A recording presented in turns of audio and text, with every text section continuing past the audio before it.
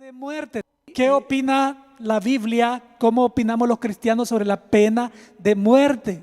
Hoy mismo vamos a explicarlo, Dios nos va a ayudar para explicarlo, todo está escrito en la palabra. Así que la pena de muerte se llama el tema de hoy, basado en Romanos 13:4. Hemos estado estudiando Romano 1 hasta el 13 que vamos hoy. Y lo que estudiamos es las doctrinas principales del cristiano. Ahí están en Romanos del 1 al 16. Pero a partir del 12 en adelante, las doctrinas que aprendimos hasta el 11 las llevamos a la práctica. Hoy estamos hablando de cómo nosotros vamos a practicar esas doctrinas, cómo vamos a llevarlo a la práctica. Todo lo que ya estudiamos. ¿Qué estudiamos? Estudiamos de que todos los seres humanos, me pongan a quien me pongan, admires a quien admires, todos los seres humanos somos pecadores. Fallamos al blanco. Pecado significa fallar al blanco. Tú tiras a un punto, pero el tiro tuyo se va por otro lado. Te equivocaste. Entonces, eso es la definición de pecado. Entonces, nosotros como cristianos aún cometemos errores porque seguimos siendo humanos. Dios un día nos va a arreglar un cuerpo donde vamos a estar perfectos y ahí no va a haber ningún problema. Pero hoy por hoy todavía estamos luchando de la mano del Espíritu Santo para no pecar. Y la manera como Dios nos ayuda es estando cerca de Él. Por ejemplo, viniendo a un estudio como hoy, orando, yendo a la palabra. Es la manera como nosotros estamos cambiando nuestros errores, pero como seres humanos tenemos muchos errores. Dios es grande y nos va cambiando poco a poco. Repito, a través de acercarnos a Dios es como nosotros vamos a cambiar para mientras Él nos da un nuevo cuerpo. Él lo promete. Eso es lo que estamos estudiando en Romanos. Luego que nosotros vimos que somos pecadores, descubrimos que Jesucristo es el único que puede a nosotros quitarnos el pecado del mundo. Sí, Juan el primo dijo: he aquí el Cordero de Dios que quita el pecado del mundo, dijo cuando le abrió el camino a Jesucristo. He aquí el Cordero de Dios que quita el pecado del mundo. ¿Cómo lo quita?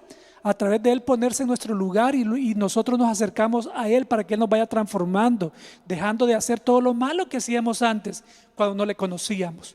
Pero Él de entrada nos recibe y nos perdona, y ahora lo que toca es los hábitos espirituales, leer la palabra, orar, convivir juntos como hermanos nosotros. Eso es lo que nos toca hacer. Orar, hablarle al Señor, Él nos escucha. ¿Sí? Crecer, nutrirnos espiritualmente como hoy estamos estudiando. Eso es lo que vamos a hacer. Así que muchas gracias por estar aprendiendo los viernes a las 7 de la noche. El otro punto, cuando el Señor nos justifica, nos perdona, nos salva, luego viene y nos transforma, y eso se le llama santificación. Él lo va haciendo paso a paso, no es de un solo. Nadie puede llegar a alcanzar la santificación aquí en la tierra completa, nadie. Repito otra vez, me pongan aquí, me pongan. Luego de que Él viene y nos santifica en un proceso, poco a poco, entre más nos metemos con Él, Él nos va cambiando, nos va renovando, nos va reparando. ¿Sí? En lo que Él va haciendo eso, Él está listo para darnos a nosotros un cuerpo. Cuando muramos, al morir, nos encontramos con Él en el aire. Esas son las doctrinas que vimos. Eso se le llama glorificación, cuando Él nos lleve, nos reciba en las nubes y nos vayamos con Él. Él nos da un nuevo cuerpo, y el cuerpo físico se va a la tierra. El alma se va a un nuevo cuerpo que Él nos tiene cuando nos encontremos en las nubes, como Él lo ha dicho en su palabra. Ok, entonces de aquí para allá hemos visto el 12, que es cómo nosotros nos vamos a relacionar. Cómo yo me relaciono con mis hermanos en la familia de Dios, y cómo yo me relaciono con los de afuera, los que todavía no han venido a Cristo, y cómo yo les doy la oportunidad a ellos para que vengan a Cristo. También en el 13 estamos viendo cómo es la relación de nosotros con el presidente de la República, con los gobernadores, con los alcaldes, con los congresistas, ¿sí? Con todas las personas que nos están ejerciendo de alguna manera alguna autoridad, con la policía, con los bomberos, con los directores de las escuelas, los catedráticos, los maestros, el padre de familia, la madre de familia. Eso es lo que estamos viendo nosotros ahora en el 13. Vimos ya algunos temas del 13, pero hoy específicamente vamos a tratar el punto de qué opinión tenemos nosotros sobre la pena de muerte que se aplica en algunos países, que se aplica aún en Estados Unidos. Estados Unidos es un país que aplica la pena de muerte. Cuando alguien comete un delito grave, sabemos de que hay leyes, ¿verdad? En algunos estados, no en todos los estados hay. Entonces, explicándoles un poquito, ¿sí? Vamos a entrar entonces exactamente al tema ahora, la pena de muerte. Ok, entramos primero diciéndoles que Jesucristo, Dios Padre, Dios Espíritu Santo, están desde el principio, antes de la creación de la tierra. Padre, Hijo y Espíritu Santo existen y ellos nunca, jamás pensaron en que tenía que haber una pena de muerte. Ellos siempre estuvieron en contra de la muerte, pero ellos no iban a crear seres los cuales iban a ser manejados obligatoriamente. No. Dios Padre, Dios Hijo, Dios Espíritu Santo crearon seres con decisión, con poder de decisión. A eso se le llama voluntad. Nosotros decidimos si sí o no. Hemos estado hablando que nosotros tenemos que respetar a nuestros gobernantes y que debido a nuestra concupiscencia, la manera como nosotros actuamos en nuestras interrelaciones, ya sea nosotros individualmente, nuestra relación con Dios, las leyes que Él ha puesto en la palabra, que nos amemos los unos con los otros, ahí lo definió todo. Toda la ley la definió, y los profetas a través de ama a tu prójimo como a ti mismo. Muestra que tú amas a tu prójimo, muestra que amas a Dios a través de amar a tu prójimo. Entonces ahí quedó toda la definición. Si agarramos, no cometerás adulterio, tú no vas a cometer adulterio. ¿Por qué? Porque tú amas a Dios y a tu prójimo. Tú no vas a tener dioses ajenos delante de Dios. ¿Por qué? Del único Dios. ¿Por qué? Porque tú amas a Dios. ¿Cómo vamos a tener otro Dios nosotros si nosotros amamos a Dios Papá? ¿Cómo nosotros vamos a tener, si el Señor dijo no te hagas imagen ni las adores? ¿Cómo nosotros vamos a tener imagen ni las vamos a adorar si nosotros amamos a Dios? ¿Sí? Honra a tu papá y a tu mamá. Honra a tu papá, respétalos, obedéceles. Como nosotros amamos a papá y mamá, los vamos a respetar. Entonces todo está cerrado en el amor. A eso nos referimos. Entonces quiero decir de que papá Dios, Dios Hijo Jesucristo y Dios Espíritu Santo nunca planearon la pena de muerte como algo a lo cual ellos gozarse, nunca. Pero la concupiscencia de nosotros los seres humanos trajo aplicar disciplina de alguna manera a través de los gobernantes, a través de los gobernadores. Entonces, quiero iniciar con eso. Ahora, ¿qué es muerte? Existen varios tipos de muerte. Hay una muerte que me gusta, fíjese, pero hay otras muertes que no me gusta tanto. Pero la palabra muerte significa separación, eso es lo que significa. Pero ¿separación de qué, pastor? Me podría decir usted. Por ejemplo, la muerte física es separación de tu cuerpo con tu alma y tu espíritu. Esa es la muerte física. Esa muerte todos vamos a pasar por esa. Y los que no pasen por esa, si Dios viene, entonces de todos modos van a pasar por esa muerte. ¿Por qué? Porque van a ser transformados. Quiere decir que el cuerpo se va a extinguir, se va a desaparecer, o sea, va a ser muerto, pues. Todos tenemos que pasar por la muerte física. De hecho, papá Dios dijo en su palabra: nadie puede entrar al reino del cielo si no muere. O sea, el cuerpo físico, ni sangre ni carne puede entrar al reino de los cielos. De todo modo, aunque alguien no entre al reino de los cielos, tiene que morir, porque hay una viñeta, se le va a acabar. Hay una viñeta. La palabra de Dios narra que la muerte que Él mencionó al inicio de la creación fue un edicto de pena de muerte realmente. Y pastor, ¿cómo me puede explicar esto con la Biblia? Pues yo sabía que me iba a preguntar. Leamos Génesis 2, 16 al 17 y te vas a dar cuenta cómo Dios instituyó la pena de muerte desde el principio. Léelo conmigo, 2, 16 y 17. Dice, pero claramente le dijo, dice el 2:16, puedes comer de todos los árboles que hay en el jardín, pero no del árbol del conocimiento del bien y del mal. Si comes de ese árbol, te juro que morirás. ¿Sí?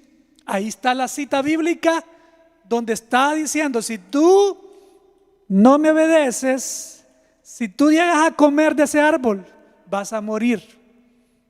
Ahí está aplicando. Si tú pecas, si tú me desobedeces, de todo vas a poder comer. Qué benevolente Dios, ¿verdad?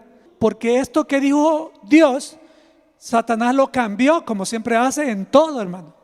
Mire, trate el tema que trate contigo, las tentaciones que tu cuerpo en algún momento disfruta, digámoslo así, momentáneamente, y que después te la cobra bien cara. Todo es una mentira revuelta con verdades. Eso es tan común del enemigo, y lo mismo que hizo aquí viene a hacer en estos tiempos. No ha cambiado para nada. Entonces, esta misma parte, cuando Dios le dice a el hombre y a la mujer, puedes comer de todos los árboles, viene Satán y le cambia, cuando usa la serpiente, con la trompa de la serpiente, le habló a Eva. ¿De verdad? Le dijo la serpiente, yo no sé qué voz tenía, pero le dijo, ¿de verdad? Dios te dijo de que no puedes comer de los árboles, le dijo. Mire, le cambió. En ningún momento dijo eso el Señor. El Señor dijo, puedes comer de todos menos de uno. Así es el enemigo, hermanos. Tienes tú que descubrir cómo él te va a salir a la vuelta siempre cuando te quiera meter una zancadilla, cuando te quiera hacer alejar del Señor. Así es él. Pero en esta parte, volviendo al punto, te das cuenta cómo quedó claramente que el que si desobedecía iba a morir. Ahora, el enemigo también se valió de esto. Cuando le mencionó al hombre que iba a morir, cuando le dijo eso, alguien pudo haber dicho, pero no murió. Y siguió vivito y coleando ahí en el jardín del Edén. El Señor le dijo, vas a morir. Se refirió a dos tipos de muertes. Voy a la segunda muerte. La muerte eterna. Es la muerte, la separación de tu alma, que es lo eterno de uno. El cuerpo no es eterno, va a morir, tiene una viñeta. El alma es eterna, va a vivir para siempre, o para sufrimiento o para gozo eterno. El espíritu es simplemente la energía, es el poder de Dios de comunicación con nosotros. Es por eso siempre hemos mencionado que el espíritu va con Dios cuando uno muere, porque es el soplo que Dios dio. El espíritu es la manera de comunión que tenemos con Dios y la manera de intuición por medio de la comunión que tenemos de hacer las cosas correctamente, y la voz de Dios a través de la conciencia. Por eso cuando uno muere, el cuerpo va a la tierra, el alma va con Dios o va con el enemigo a ser castigado eternamente, y el espíritu va con Dios. Me explico claramente. Entonces, la muerte eterna es la separación del alma, que es eterna, la separación del alma con Dios, esa es la muerte eterna. Ese edicto que le dio a Adán se refirió a eso también. Pero Dios tenía un plan: enviar a su Hijo Jesucristo. En el 3:15 lo menciona. ¿Para qué? Para nacer de nuevo, para no morir si tú nacías de nuevo. Jesucristo vino, se puso en el lugar de cualquier ser humano que escogiera aceptar ese regalo, para luego recibir la vida eterna, hablando de ese tipo de muerte, la muerte eterna o vida eterna. Pero el cuerpo de todos modos iba a tener que morir, porque el edicto para el cuerpo, la carne, era morir por haber pecado. Antes era eterno Adán, pero cuando él comete pecado, ahí entró la muerte al ser humano, la muerte física y la muerte eterna que se escoge si tú recibes a Jesús, si tú estás dispuesto a renunciar de los placeres momentáneos prohibidos por Dios. Si tú le das al Señor el control del centro de tu vida, es el único que te puede salvar. Y es el único que hacemos nosotros. Dios ya lo hizo todo. Nosotros vamos a Él y Él nos prepara todo. Entonces, yo tengo que explicarles esto a ustedes cuando me refiero a la pena de muerte, porque la pena de muerte es el resultado de la concupiscencia del ser humano para controlar el animal que muchos no controlan, que llevan dentro. Algunos, yo he visto personas tan mansitas, pero tan tranquilitos. Me recuerdo específicamente una persona, no la puedo mencionar, no voy a hacer que me estén oyendo en El Salvador, pero me acuerdo de un jovencito que era tan frágil, amable, bondadoso, pero cuando tomaba alcohol era el otro extremo, señores y señoras. Yo fui testigo que el papá lo amarraba para controlarlo. Es terrible. Esa es la naturaleza de pecador que está dentro de cada uno de nosotros, pero que el Espíritu de Dios viene y la somete dentro de nosotros. Gracias a la comunión que tenemos. Imagínense los que no tienen comunión, ¿cómo hacen con esa parte del ser humano que tenemos todos? Necesitamos venir al Señor, mantenernos en Él, como dice en Juan 15. Mantenernos, hemos venido a quedarnos, no a visitar. Dice el que habita el abrigo del Altísimo, no el que visita el abrigo del Altísimo. Entonces, ahora en Génesis 6:9, cuando termina el diluvio de toda la gran maldad del ser humano, que fueron todos exterminados. ¿Se acuerdan ustedes? En el diluvio solo quedaron 8. Adán, la suegra de las nueras, que era la esposa de Adán, quiero decir, Noé, la suegra de las 3 nueras y los hijos, 8 son los que quedaron. Pero cuando ellos comenzaron a multiplicarse, volvió la maldad otra vez. Fíjense, la naturaleza que les cuento. ¿Por qué? Porque ellos no tenían comunión con Dios como Noé. Noé dominó esa área, el área animal de la naturaleza de pecador la dominó. ¿Por qué? Porque él tenía comunión con Dios. Nosotros necesitamos comunión con Dios para dominar esa área. ¿Cuántos de aquí tienen sometida esa área de naturaleza de pecador? Si hay momentos que te salta, es porque tú estás en menos comunión con Dios, sino que estás en religión. Dios nos llama a nosotros a venir y nada más eso, venir y quedarnos con Él. Pero para eso necesitas darle la espalda a los placeres que son los que le gusta a la naturaleza de pecador. Creo que el Señor está hablando bien claro hoy. Pero en el 6:9, después del diluvio, dice: yo hice a los humanos parecidos a mí, dijo Dios en el 6:9. 9:5, el versículo 5 y 6 del 9 de Génesis. Puedes leerlo en tu casa porque no voy a poder leer todas las citas si no hacemos vigilia aquí. Yo hice a los humanos parecidos a ti. Por eso, si un animal mata a un ser humano, debes de matar al animal, dijo el Señor en Génesis 9. Ahí está dando una pena de muerte al animal. Pero miren lo que sigue. Mas si un humano mata a otro humano, debe de morir también. Eso lo dijo el Señor antes de la ley, antes de los mandamientos. Aplicó la pena de muerte por la concupiscencia del ser humano. Ahora, en Éxodo ya más adelante, tú sabes que ojo por ojo, diente por diente, dijo la ley en Éxodo 21, 23 al 24, y también lo repite otra vez en Deuteronomio 5. Ahora, ¿qué es pena de muerte, hermano? Pues es una pena capital o ejecución. Ejecución consiste en provocar la muerte, o sea, separar el cuerpo del alma, ¿verdad? Si esa persona que aplica la pena de muerte separa el cuerpo humano del alma y no ha recibido a Cristo, lo está matando eternamente también, porque no ha recibido a Cristo. Porque la única manera de vivir eternamente es a través de entregar la vida a Cristo, dándole la espalda a todo lo que te acabo de mencionar otra vez. Entonces, cuando a alguien le aplican la pena de muerte, si está en Cristo, porque hay muchos que están esperando y les dicen la fecha cuando les van a aplicar la pena de muerte, pero ellos han recibido a Cristo de corazón. Ellos saben que los van a matar físicamente, pero van a ser eternamente, van a vivir eternamente. Pero ¿qué pasa con los que no? Ese es el punto. Pues la pena de muerte es provocar la muerte, o sea, la separación del cuerpo con el alma de un condenado por el Estado como castigo por cometer un delito según la legislación, o sea, según leyes, ¿verdad? Donde aplican, quien haga esto merece la pena de muerte. Esto, o sea, hay leyes específicas. Entonces, esa es la pena de muerte. Consiste en provocar la muerte a un condenado por parte del Estado como castigo por cometer un delito según la legislación.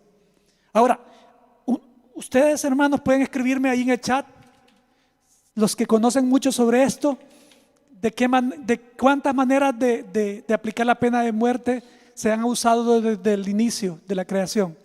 ¿Conocemos algunas? Por ejemplo, la guillotina. ¿Saben cuál es la guillotina? David, ¿la conoces tú? La guillotina, exactamente. La guillotina fue aplicada en Francia. Causaba un terror, pero terror saber que todos los franceses supieran de que si alguien cometía cierta falta a una ley, le iban a pasar la guillotina, que es ¿cómo podríamos describirlo? Como una navaja gigante que la dejan caer y le corta la cabeza. ¿Sí? Cuando un delincuente se daba cuenta de eso, o alguien que quería hacer delinquir, se daba cuenta de esa manera que le iban a aplicar si robaba, si mataba, si hacía esto, si hacía acá, si violaba, etcétera, les entraba un terror y eso les ayudaba a no hacerlo, a someterse, a ponerse disciplina para no caer en ese castigo. Ahora, la guillotina, hay una diferencia entre la guillotina y la manera como hoy aplican la pena de muerte. La pena de muerte, como la aplican en Estados Unidos, es como. ¿Alguien me puede dar información? ¿Cómo aplican la pena de muerte en Estados Unidos? ¿A través de qué? A través de la inyección letal, ¿verdad?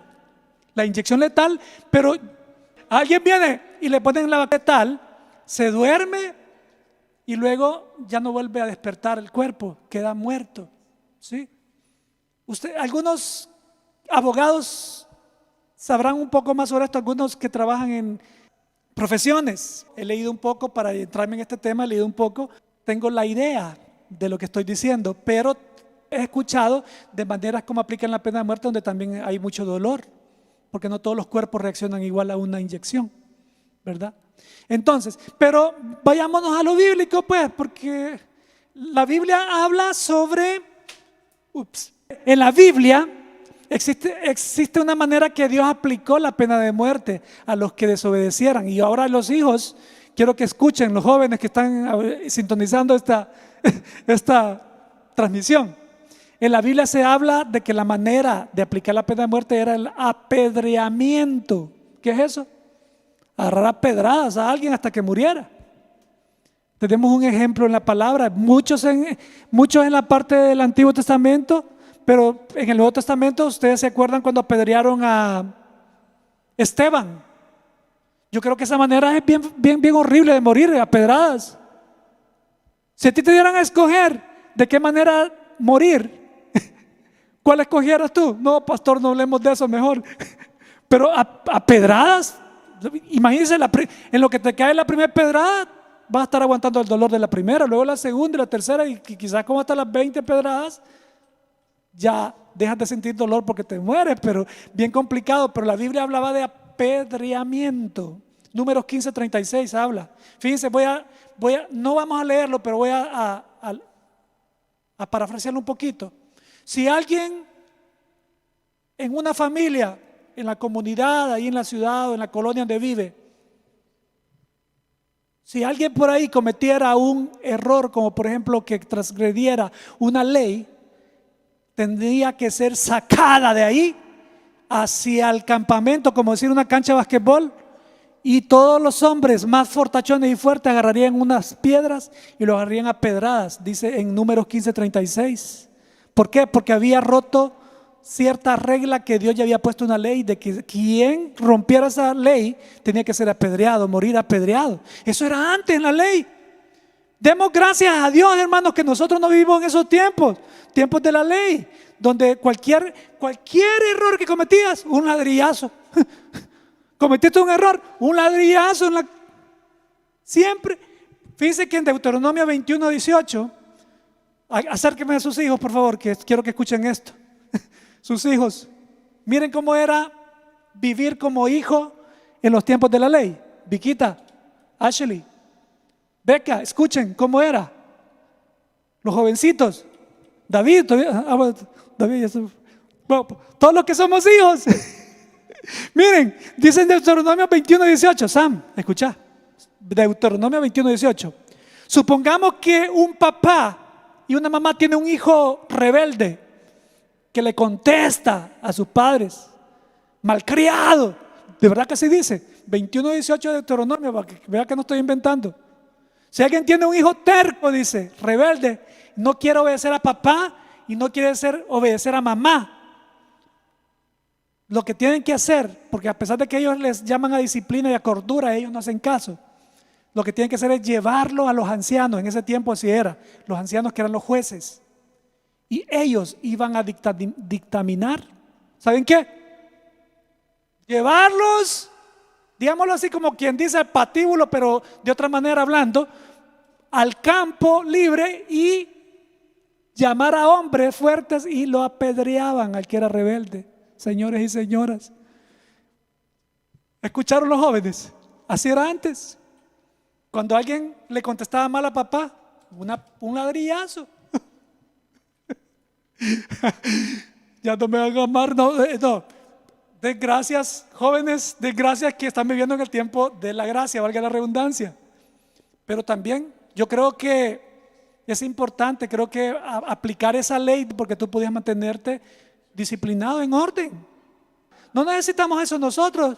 La palabra de Dios dice: honra a tu padre y a tu madre, no si tu madre es nice contigo. Honra a tu papá, no si tu papá es nice. Dice: honra a tu padre y a tu madre. That's it. ¿Ok? Y en esos tiempos, si tú no honrabas, si tú le contestabas, ¿se acuerdan ustedes, hermanos, que hace como unos 50 años, cuando tú le hacías una mala mueca a tu papá, de repente tenías la chancleta dentro de la boca, quiero decir, así, el chancletazo en la cara? ¿Cómo era tu abuelita para castigar, Beca? Sí, comparado con hoy. Tu bisabuela, ¿cómo castigaban? Chancletazos, riatazos, cinchazos, varazos. Así era antes. Jóvenes, la palabra de Dios hablaba de eso antes. Ahora, por eso es que hay tanta anarquía en las casas. Los hijos mandan en las casas. ¿Y por qué? En mi casa no. En mi casa no. Y aquí tengo enfrente aquí a uno que casi es el doble de mi estatura, casi, quizá. Bueno, tampoco, bueno, exageremos, empezamos, porque están inventando. Sí, pero Dios ha dado la autoridad a nosotros, los papás, para controlar. Pero eso era antes, mi hermano. Avancemos entonces. La pena de muerte no es violación del mandamiento: no matarás. Pastor, explíqueme eso, por favor. Con mucho gusto. Nos vemos el viernes. No, son bromas, no, ahorita. No matarás. Éxodo 20:13. Les quiero decir, hermanos, que la palabra de Dios fue escrita en hebreo y arameo, hablando del Antiguo Testamento, y fue traducida a la Septuaginta. Quiere decir que esa traducción Septuaginta fue hacia el griego. Entonces, yo quiero hablarles un poquito sobre la palabra matarás. No es la palabra como nosotros la escuchamos. Cuando decía no matarás, se está refiriendo a esta diferencia que les voy a decir. La traducción correcta de ese matarás, de ese verbo, era asesinarás. No asesinarás. No es lo mismo asesinar que matar. ¿Ya? Que viene un zancudo, lo maté, asesiné un zancudo. ¿Verdad? O sea, no es lo mismo asesinar que matar. Entonces, ojo con eso, esto es tan importante. Todo asesinato es matar, pero no todo matar es asesinato. ¿Qué es asesinar entonces, pastor? Matar a personas con premeditación o con otras circunstancias, pero con mala intención o con un odio, con una manera, o sea, fuera de sí. Por ejemplo, no es asesinar, por ejemplo, a los enemigos en una guerra. Suponte que tu hijo está en este momento, mi hermana Beatriz, tiene nietos e hijos que han sido militares. Ellos no le vamos a preguntar si mataron o qué, pero uno no va a jugar con Mickey Mouse cuando va a la guerra, ¿va? Si va a la guerra uno no va, no, yo aquí he venido a ver nada más. No, si llegas solo a ver te meten un tubalazo ahí, no sé. Vas a la guerra porque vas a la guerra, ¿va? Entonces ahí hay muerte, pues. Hay muerte. A veces no se dan ni cuenta cuánto mataron. Todos tiran al blanco así, allá. O sea, hermanos, es bien delicado lo que estamos hablando, pero debo de hablarlo porque estos son temas que nunca en la viña se van a esconder ahí en el cofre. No, vamos a sacarlo, vamos a sacar otros más. Ya van a ver lo que viene, ¿verdad? Entonces, cuando David mató a Goliat, no podemos decir David asesinó a Goliat. No vamos a decir así, ¿verdad? Cuando David mató a Goliat, diferente, ¿verdad? Muy diferente. Por ejemplo, si alguien yo veo que viene y trata de agredir a mi esposa y yo no la defiendo, yo tengo una manera de defenderla, tengo una mi bazooka ahí, pues tengo que usarla, ¿no? Hay que usarla en el nombre de Jesús. ¿Por qué? Porque estoy protegiendo a mi esposa, porque cada quien debe proteger a su familia. ¿O tú vas a dejar que te violen a tu esposa y no vas a hacer nada? Es algo lógico bíblicamente. Algún religioso seguramente me va a agarrar a pedrada a mí, pero de una manera de palabras, porque yo no me voy a dejar que me tire una piedra, de verdad. Pero algún religioso podrá pensar diferente, porque hay muchas maneras de pensar, pero yo te la voy a llevar bíblicamente, y bíblicamente estamos analizándolo profundamente. ¿Cuántos están disfrutando el tema de hoy? Va que está buenísimo. No, así esto se va a poner más bueno cada vez en Cita con Dios. Y todo esto lo estoy dejando en YouTube.